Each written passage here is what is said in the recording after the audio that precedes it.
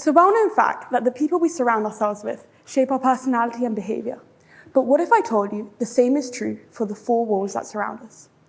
Why is it that when we're placed in the tunnels of the London Underground, we hurry past each other, heads down, eyes glued to the floor? But when placed in an open courtyard, we linger, we chat, we meet eyes.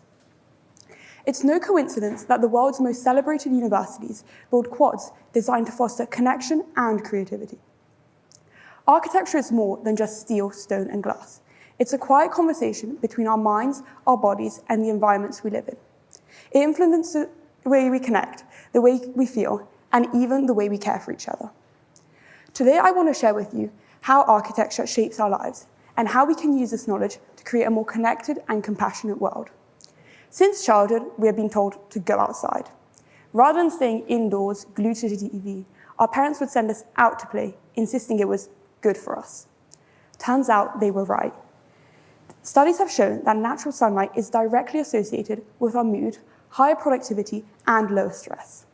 For example, workspaces like this, designed with large windows, skylights, and reflective surfaces that enhance natural daylight, tend to show better performance outcomes and reduce burnout. Conversely, dark, cramped, or poorly lit spaces, like certain basement apartments or cluttered offices, can induce depression and mental fatigue. Today, architects are designing for mental health, placing healing gardens in hospitals, opening up skylights in schools, and positioning windows to frame views of nature. A simple view of trees or water has been shown to reduce levels of cortisol. This is a hormone associated with stress. This has created a branch of architecture called biophilic design. This is where an architect aims to reconnect people to nature through curated design elements. To achieve this, architects tend to use a mix of natural light, greenery, and natural materials, and sometimes even water features to form an auditory element. And this isn't all done for nothing. When placed into hospital architecture, the results were clear. Patients recovered more quickly, anxiety was reduced, and staff were naturally more productive. This makes it clear that nature isn't something we should keep outside of our buildings. It's something we should invite in as an essential part of how we design for human well-being. This brings us to a different but equally powerful aspect of architecture: how space affects our social behavior. Have you ever walked down a long, blank, featureless street and felt uneasy or hurried?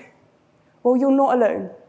Psychologist Colin Ellard ran a study in Manhattan where he tracked different people's physiological responses to different buildings. When they passed glass storefronts, there was a dip in their mood and energy. People sped up, trying to get out of what Ellard calls a dead zone. But when they reached an area full of shops, greenery, cafes, and textured facades, their bodies and minds lit up. They slowed down, they felt more alive. In other words, architecture dictated their energy. The same applies indoors. Consider open-plan offices. They're designed to foster collaboration, but studies have shown that they often do the opposite, leading to more stress, noise distractions, and a lack of privacy. So that designers are now combining openness with a choice: quiet pods, communal areas, and sound-absorbing materials. We are learning that diversity in space supports diversity in behavior. Cities are where millions of different people intersect every day.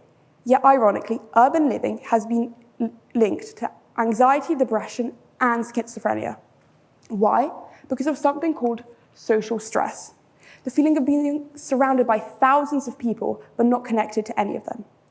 A reason for this could be the idea that Kate Jeffrey presented at the Conscious Cities conference, where she mentioned that to feel connected to a place, you need to understand how things relate to each other spatially. In other words, you need a good sense of direction. Think about it.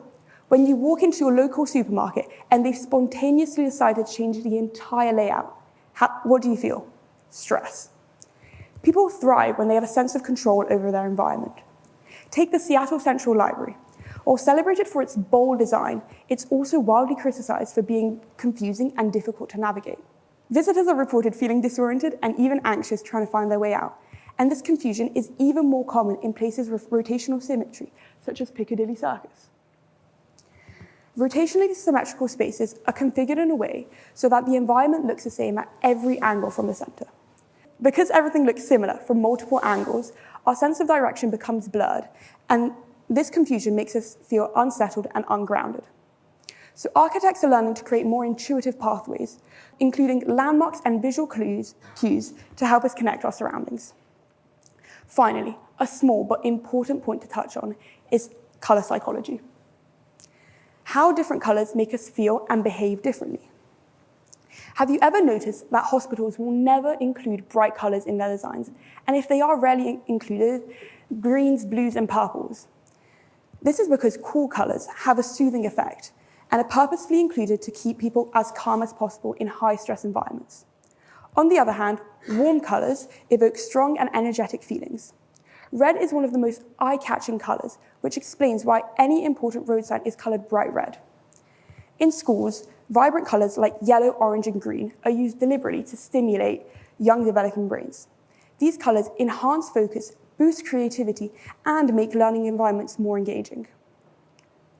By understanding the emotional importance of color, architects can design spaces that don't just serve a function, but support the well-being and experience of others. From sunlight to texture to layout and landmarks, architecture shapes how we think, feel, and behave.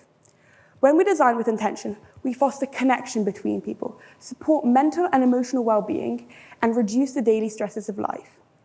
So let's stop thinking as buildings as just walls and roofs. They are the nervous system of human life. They guide us, they comfort us, and at the best, they transform us. The social power of architecture isn't an abstract topic, it's everything that surrounds us. And the more we understand it, the better we can design a world that doesn't just shelter us, but helps us thrive.